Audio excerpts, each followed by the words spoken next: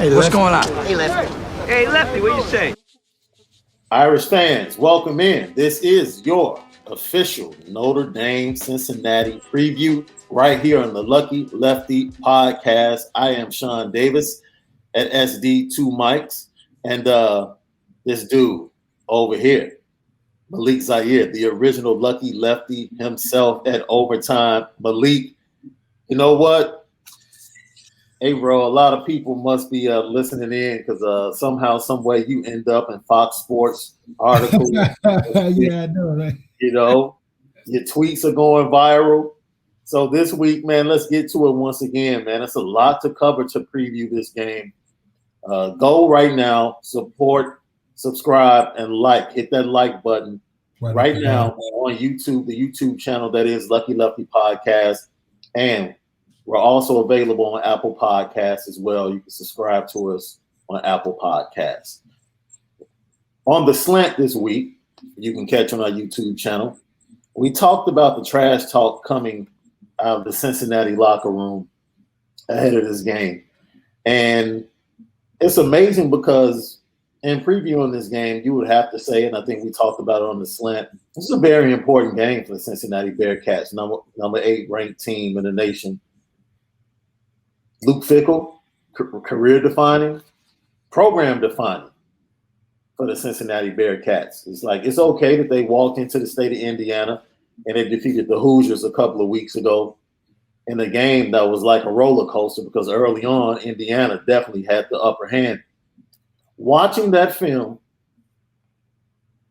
what can you pull from that gives you an indication of what we might expect from this Bearcat team when they walk in to Notre Dame Stadium on Saturday?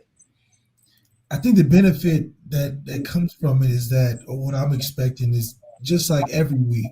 I think the one thing you get when you play at Notre Dame is you know that every week each team is going to play us like a Super Bowl.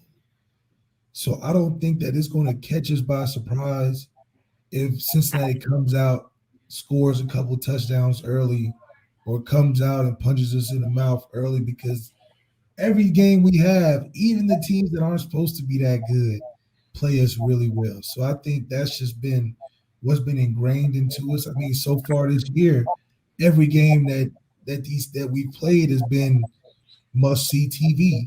And most of these teams, after we play them, don't even make another national game, But that particular night is something in the air where they play us like a top 5 team every week. So I'm expecting them to come out fast, but I am expecting us to just stand the rain. Can we stand the rain in the first half? It's going to be a lot of electricity in the building. It's a top 10 matchup, but we're geared for games like Saturday. Oh, so the trash talk coming from quarterback Desmond Ridder, who feels like he's going to be able to put up points early and often and quiet that Notre Dame crowd. By the way, Notre Dame fans, if you've ever been challenged in a game to bring the noise, this is the week. Because the Cincinnati Bearcats have been talking about silencing Notre Dame Stadium, and for 4 quarters, Notre Dame is going to need that noise to be impactful, especially on the defensive side of the ball. I don't know what it is, because I had the team we're playing this week for my Lakewood high school team. The other team is out here making videos on Instagram talking about us. They put it on Instagram. Let me see if I got it right here. They put it on Instagram talking about F us out of the huddle. I'm like, oh. Wait a minute. You talking about high school players? High school players breaking down the huddle on F Lakewood. That's what we got to look. This is, I don't know if we can see it on.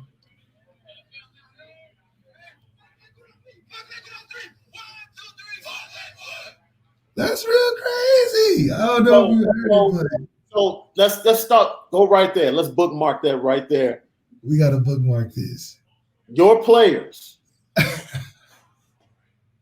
knowing that they've seen this as a coach, because let's talk about this with Brian Kelly and the challenge, right? Yeah, let's talk about it. As a coach, how do you strategically use that?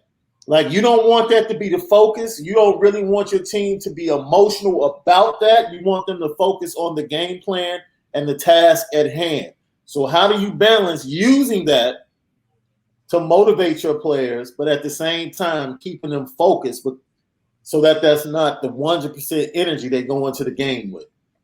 Man, it's tough because as a player not that far ago and now being a coach, my whole thing is, yeah, we're going to respond. I'm thinking of it like, yeah, but as a coach, it's changed for me because you're right. You got to be able to keep the emotions during the week of practice, focused on the game plan and what we have to do. So put the energy into the game plan and what those plays that we have to be able to go out there and really show them that they're the little brother. And I'm sure Coach Kelly is feeling the same way. He sees Cincinnati as the little brother to Notre Dame.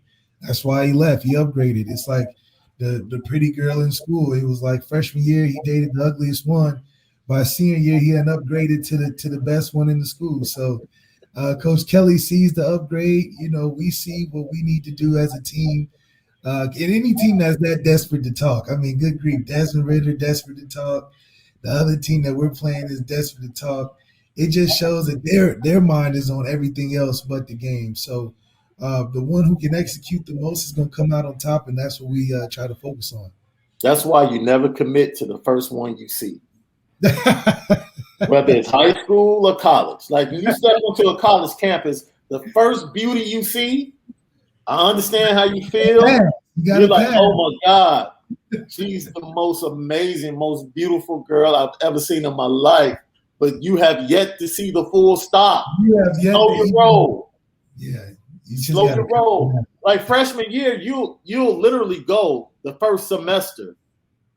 And then you come back second semester and you see people like, man, you go here?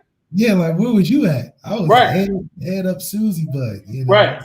So, yeah, slow down, man. Just a PSA for all you kids that might be in college or going to college or high school, man. Slow your roll. Slow your roll. Slow your roll. It's not going nowhere, man. I promise. Like Kanye said, drive slow, homie. Drive slow. So let's look at the matchups. Notre Dame defense against the Cincinnati offense. Desmond Ridder. Hey, we put Brian Kelly on the petty train this week for calling Desmond Ridder a sneaky, accurate passer. Yeah. But Desmond Ridder, very athletic, can hurt you with his legs as well as his arm. Throws a really nice deep ball. Intermediate passes may be where his inaccuracy comes into play, especially if you can get pressure on him. Notre Dame has been very, very good. The most sacks in the first 4 games as a defensive front since the 2012 group that eventually faced Alabama in the national championship game.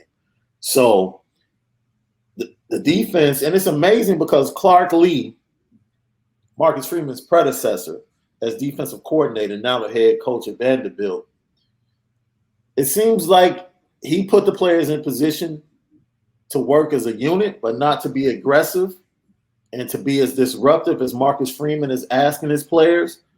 But it seems like this defense that Marcus Freeman is installing is really highlighting the strengths of the players he has on the roster. So how does Marcus Freeman go at the Cincinnati offense? Does he try to negate Jerome Ford, shut the run game down, or does he come up with a plan of how to put pressure on Desmond Ridder and say, if y'all cut the head off, everything else will follow?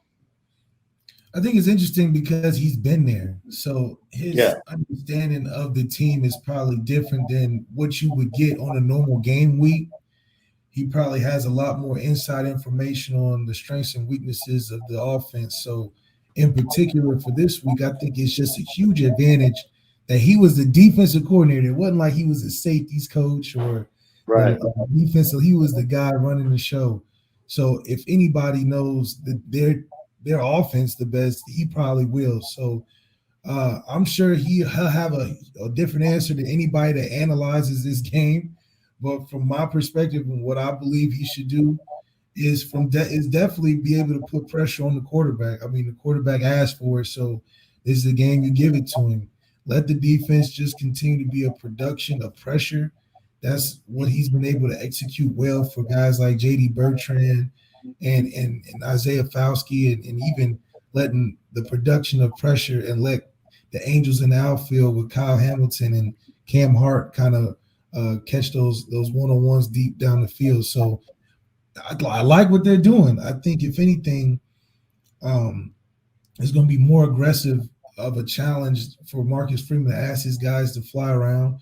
Yeah. You know, the Cincinnati offense is going to fly around. That's how they score points and get their guys in the open field. It's kind of how the conference works. So I think this is a great matchup for us in terms of our skill versus a pretty well-oiled athletic skill on the outside. And then let's see what we can tackle in space. We've done a great job with J.D. Bertrand, Kyle Hamilton, Drew White. You know, those linebackers have been playing better. So this would be the culmination of all the games that we had so far. Yeah. With it just kind of caps off the first kind of quarter of the season for us as a big exam. You can look at it, a semester exam for us. And the wide receiver core is going to be challenging. A familiar name to Notre Dame fans, Michael Young Jr., Notre Dame transfer over there at Cincinnati. Great slot receiver, can make things happen with the run out the catch. They have Alec Pierce. They're big guys, about 6'4", 6'5". He's their 50-50 guy, especially in the red zone. Throw it up, let him go get it. And then Tyler Scott is kind of like their Braden Lindsey. He takes the top off the ball. They like to get the ball to him deep. So they'll be formidable on the ground with Jerome Ford and also in the passing game. So it'll be very interesting to see how Marcus Freeman, because Notre Dame is blessed each and every week on both sides of the ball to have a chess piece that dictates to the opposing coordinator. Like Michael Mayer dictates to that defensive coordinator, and then Kyle Hamilton dictates to the offensive coordinator. So last week we saw Kyle Hamilton and Marcus Hamilton use him to take away Ferguson. Like the tight end for Wisconsin in the passing game was Graham Mertz's safety blanket. That's who he was going to go to, especially on third downs. Kyle Hamilton just took him out of the game. Said, you're not going to throw to him, find somebody else, go to option 2 and 3. What I would say, more offensive weapons than Wisconsin, maybe not as good as an offensive line. And we'll get to that as well, because the offensive line for Wisconsin, I think, is 10 times better than the offensive line for Cincinnati, especially if you look at that film and how Indiana just manhandled them early on. Yeah, whatever they wanted. Yeah, whatever they want. So now they have all of these weapons. What does Marcus Freeman do? Because they have good tight ends as well. Wiley's a very good tight end. He was actually recruited by Notre Dame out of Ohio. Do they once again take the tight end away, or do they play more of a center field because they have multiple guys that can hurt you in the passing game? How do you think Marcus Freeman is going to use that chess piece, Kyle Hamilton, this week? I think that he's going to put him more on he's going to trust the outside, the secondary with Cam Hart out there, and he's going to play him more in the box. I think this is more of an RPO team, RPO type of offense with Cincinnati, and then take shots down the field. So Kyle will be in control of that box, being that read defender is what the offense will look at him as a run or pass option key read. And for me, I think just Marcus Freeman should make this offense one-dimensional. And I think it go either way. If you're going to put all the attention on stopping the run, I think we'll be safe enough to have Desmond Ridder try to win the game himself, and then vice versa. If we put the pressure on Desmond, then I feel comfortable we can win the game with Gerald Ford trying to win the game on the ground. I do think that Notre Dame historically at this point, has the tradition and the credit of being like a Alabama type defense to other teams outside of the Clemson, Alabama. So you need a pretty damn good quarterback that's, first round ability, top pick ability to have a really good day to beat us. Now, anybody can play us well, but to beat us, I just think it takes a top type of quarterback. I mean, we're winning 10, 11 games each season. It ain't like many teams are beating us, but the teams that are beating us, are those type of guys. So I think our defense has the credit, And do I think that Desmond's a top 5 quarterback, top 5 pick? I don't think so, So I do feel comfortable if he tries to go for 400 yards. Then if he does, then I think we'll be okay with that. But making them one-dimensional is the key. Is if they throwing and running and throwing and running, and especially with the RPO, it's going to be a long day for us. And we can see that with how Toledo was getting some big plays and big chunk yardage, doing some of that, and then Purdue towards the end of the game, going tempo and having a quarterback that's just firing it can present some trouble. Yeah, those 14 sacks that we talked about earlier from this defensive front of Notre Dame has led to a lot of interceptions as well for Notre Dame. You have a guy like Cam Hart has 3 on the season doing his thing. Clarence Lewis has a couple. Yes, Lewis, Hey, Irish fans or anybody connected to the program in the building, let Cam Hart know we got to talk to him. He's supposed to be on that interception against Wisconsin. Oh, Hands on the back of the head, high step. We don't run out of you don't run out of bounds. For a guy that's transitioning, though, he is playing. But he's a wide receiver. That's the crazy thing. He's a wide receiver. He should know what to do when he gets the ball in his hands. Even crossover guys lose that touch when they get on that defense end. So now he's forgotten his foundation, which is catch the ball and run with it and score. Get money. Yeah, that's right. But leading to interceptions, and Desmond Ridder has had the propensity to throw off his back foot, put the ball in dangerous spots, and trust his receivers to come down with it. If you do that, especially early on, and make a big mistake early on in Notre Dame Stadium, the game can get out of hand really fast. Yeah, with a guy talking that much, in the week leading up to the game, you know that he has a lot of confidence that he's trying to fit balls in. He's going to try to put the team on his back. Yeah, and that's just a recipe for tip ball interception. And I'm excited to see how we do respond from tip balls, and we make plays. So it'll be interesting. I think he put a little pressure on himself, but it's the team that we can really get some good advantages on. Yeah, it's going to be a very interesting game for all you bettors out there. Notre Dame is plus 110. Cincinnati is minus 130 on the money line. The spread, of course, Notre Dame comes in as a 2-point underdog at home to Cincinnati. Just think about that. If you had told me that will ever be a headline, that Cincinnati is coming into Notre Dame Stadium a 2-point favorite, I would have told you were crazy. Cincinnati? Like, you must be talking about Ohio State.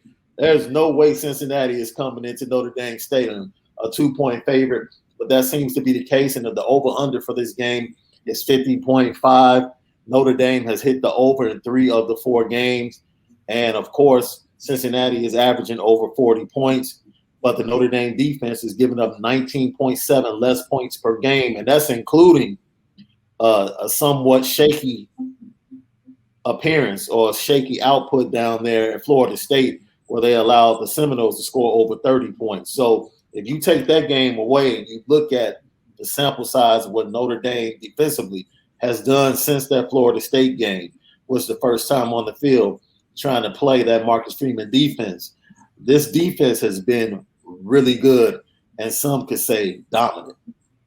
I believe that we'll hit the under this game due to the juggernaut of the game, in my opinion, is the offensive line and Kyron Williams. I think this is the game where we really get into our run, and we really show that through the run we'll have more time possession, which will lessen some of the possessions for Cincinnati, which I do believe Coach Kelly wants to do. He wants to limit those possessions for Denbrock on the other side.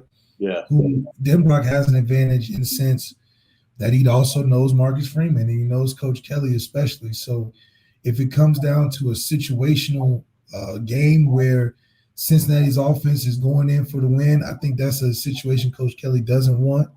And because of that, I think we'll have a stronger showing in the offensive line in that running game, and our belief that, even though Cincinnati has the upper hand in Vegas, we know they don't have an upper hand in size. So offensive line and Kyron Williams being a tough runner with Chris Tyree as that thunder lightning combination, it'll make it tough to get us off the field. And I think that'll be our biggest advantage in this game. Let's flip over to the other side. And what most people are probably interested in seeing, what version of the Notre Dame offense are we going to get?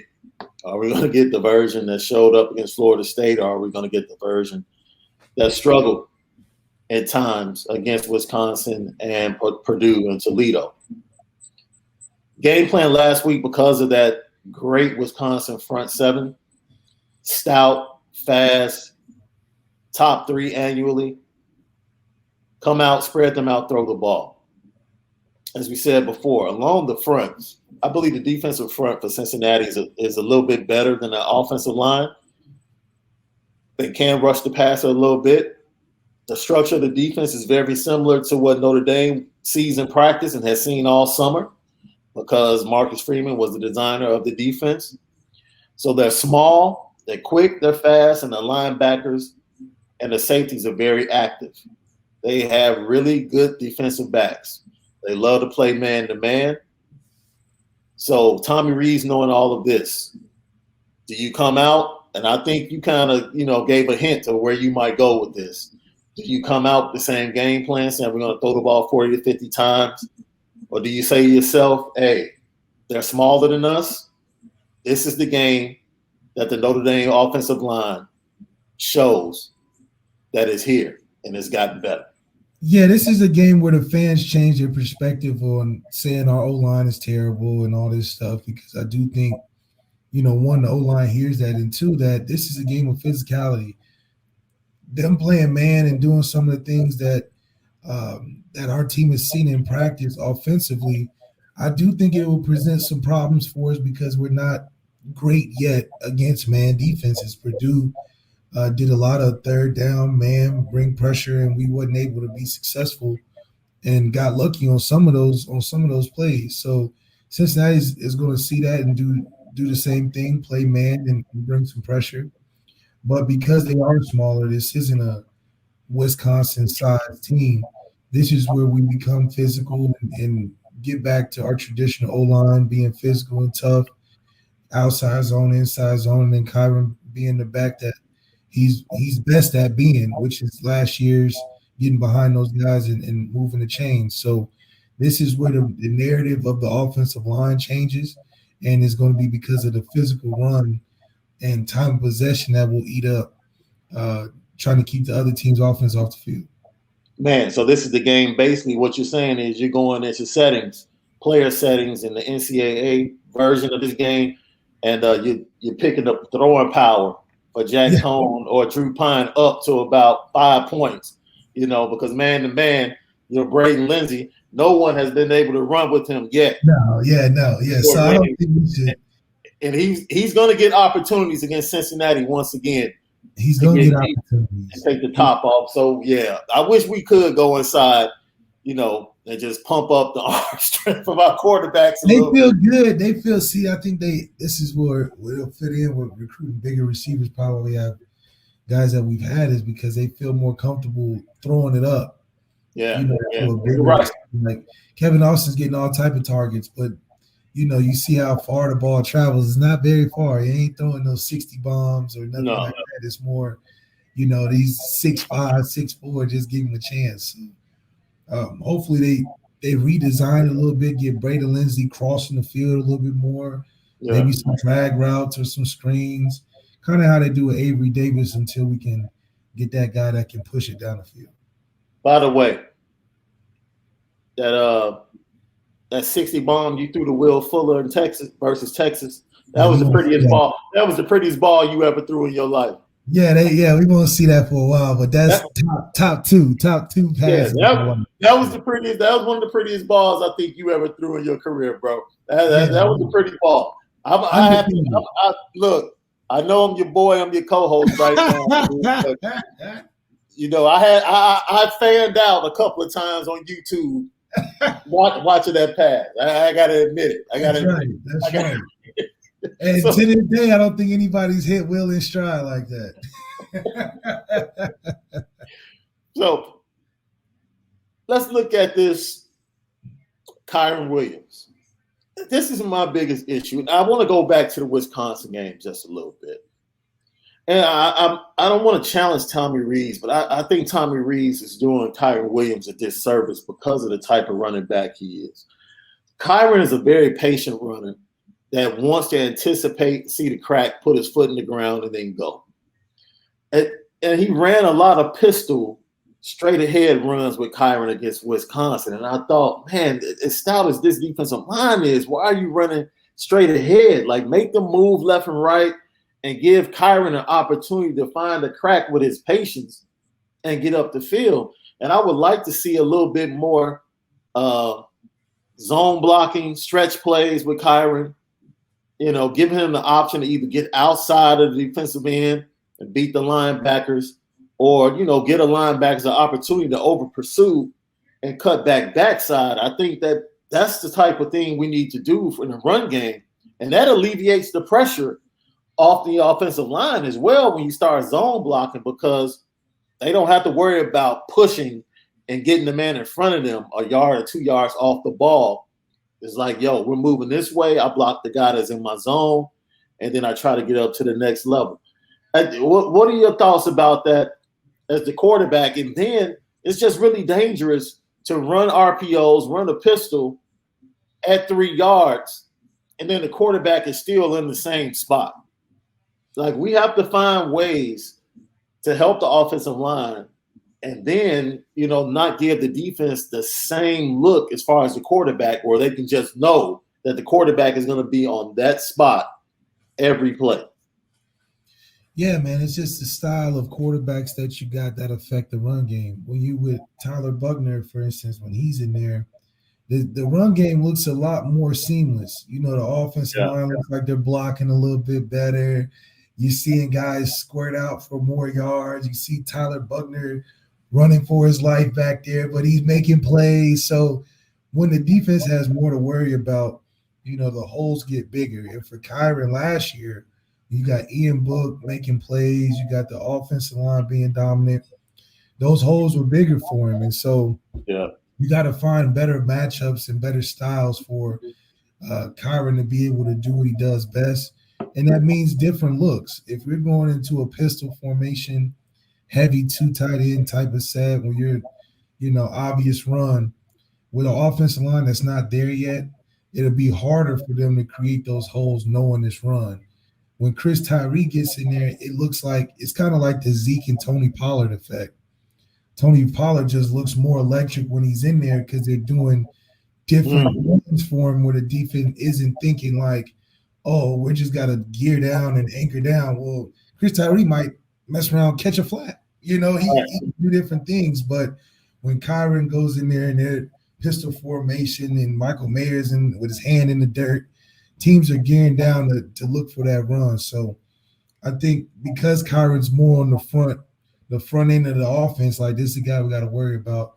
Teams are just more in tune. That's all. So for Tommy Rees, the challenge will be to be more creative, to find more looks for Kyron to be successful in. I still think he's a great back, and all the attributes are still there. It's just with a younger offensive line where we can't just kick ass going left, right, and middle, it'll take a little bit more for us to find some of the cracks. So it's going to require an all-team effort to find some ways for him to get more explosive plays.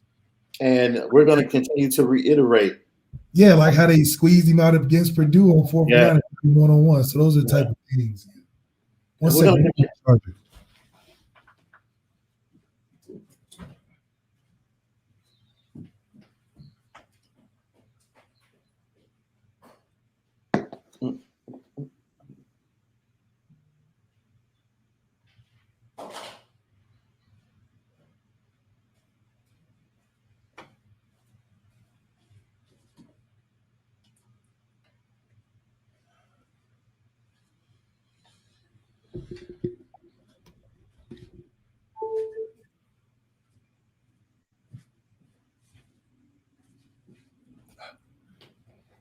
My bad. It's all good. And we're going to continue to reiterate, man. You heard it here. And we've been telling you, be cool. Eventually, be cool. This offensive line is going to get it. You know, we've been spoiled as Notre Dame fans to have great offensive lines, and now we get to experience very similar to Lincoln Riley and the Oklahoma Sooners, what they're experiencing this year. Their offensive line is not the traditional Oklahoma offensive line. And what's happening? Spencer Rattler is struggling. It's average, yeah. Everybody is struggling. It happens. It happens. Hey, you have to. I line better. Yeah, I venture to say by the end of the year, their offensive line will be better. And you'll see the Spencer Rattler that we expected. And I expect the same thing with this Notre Dame offensive line. And this week might be the week. Kyron Williams, we said it, you know, in the slant. If Kyron Williams rushes for 120 yards, he probably win. No, there's no problem. There's no problem. If he rushes for 120 yards, that's time of possession. Yeah. That's less opportunities for Cincinnati in the offense. That means that offense is getting tired, and that means play action to Michael Mayer over the middle and big plays down the field. All of that is open. That's kind of like a 99% probability rate. Yeah. If we get 120 rushing yards from Kyron Williams. And then Chris Tyree changed the game with a special team return again. Yeah. We locking in wins. All right. So we get to our favorite part of this preview each week for Notre Dame fans. We thank you for subscribing. Our subscribers have doubled over the last week. We appreciate you guys so much. We look forward to having a couple of live shows for you guys in the coming months so you guys can interact with us and ask us questions. But the two favorite segments on Notre Dame preview shows are always the clean sheet and Malik's keys to a dub. So let's go ahead. That clean sheet for the offensive coordinator. Always before the game, before you make adjustments, what is Tommy Rees looking to do coming into this game on that clean sheet? We could take the Kanye approach and just drive slow. I don't think this is a team we need to feel like we got to impress with our creativity and our game planning. Yeah. I think this is basic offense, stuff that you know we're executing, stuff that we hit on in day one of camp, and we just go out there and be more physical than this offense. I think if any week, this is the more simple week for us offensively because of we know from a talent and size-wise, we should win this game and we should act like it. So we should go out there, keep it simple, get behind our guys, Kyron, Michael Mayer, Kevin Austin, and play football like we know how to play. The wide receivers have to be excited. Right? One-on-one matches, hopefully. When you know you're getting man-to-man, you know you're getting man-to-man 80% of the snaps. Kevin Austin, Braden Lindsey, Lauren, Michael Mayer, they have to be licking their chops. Avery Davis has to be licking his chops. And I know Cincinnati is going to be crapping their pants trying to find ways to double Michael Mayer since they're running a lot of man. And even with that, I think this is a game where double team don't matter. I still throw it to him. What do you think about, let's say this now, Jack Cohn, he's practiced, Drew Pine has practiced. Who, based upon Jack Cohn's injury, who would you be more comfortable with starting this game? Jack Cohn. I don't think at this point to be going back and forth, it's just too much uncertainty. I think Drew played great in the game when he was called on when he wasn't expected to play. I think that's his better role. Let's not give him expectations when you already given two other kids expectations throughout the season. Allow Drew to live in the moment of if all else going crazy, that's your time to shine. I just think that's the role he should play right now. And if it comes to that in the game, let's see what happens. But let's not start the carousel of maybe he should run out there just because he came in and saved the day last week. Yeah, because I don't think Wisconsin game plan at all. Yeah. Their game plan. Fans don't understand that. Fans not understanding that, especially when it comes to the players. They're not going in the film trying to find what Drew Pine looks like. I know teams obviously go one or two deep in the game plan on the roster when they're getting ready for each week, but Drew's wasn't on the name, I don't think, or wasn't on on the game plan sheet last week, and I think that's the secret weapon for us is to keep him off other teams' game plan for the week, and then keep surprising them like we already did last week. Yeah, Wisconsin forgot to look at the specials menu. You get the regular menu when you sit down, and the special menu is like hidden somewhere in the holder. Yeah, they forgot to pick up the specials menu that had the Drew Pine special at Soldier Field. But that's an example of how you should do quarterback packages. Let Drew Pine have a package that's you practice maybe once a week. Yeah, he get his couple plays in, but you don't put that on display unless all hell breaks loose. Yep. And everybody can do well. He'll have games like last week, and put enough film together to get a backup role in the league somewhere. So as we put a bow on this preview, Notre Dame's getting healthy, even though they'll be without defensive tackle Kurt Hinish.